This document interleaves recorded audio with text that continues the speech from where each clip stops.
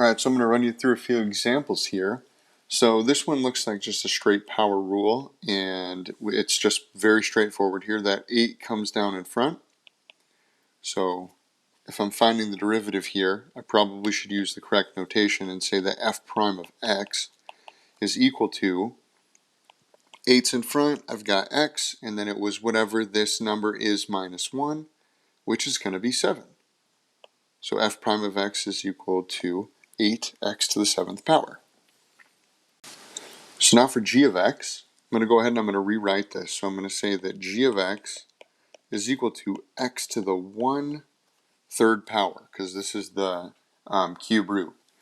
So now I need to do the same thing. This power goes down in front. So I would say g prime of x is equal to 1/3. And now I have to do 1/3 minus 1, which is x to the negative 2/3.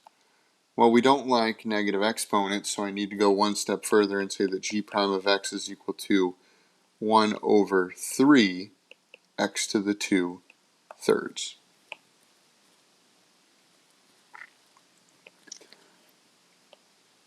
I now want to look at h of x, and I'm going to rewrite this again also. I think it's easier to always think of this power rule as something in the numerator. So now I'm going to change this into x to the negative 2. And the reason why is because now I know that it's going to be negative. So I'm going to ultimately say that h prime of x is negative 2. And then it's x to the negative 3 because I'm subtracting 1. So now that in the denominator, the exponent's actually appearing to get bigger. So because I'm going to have h prime of x is equal to negative 2 over x cubed.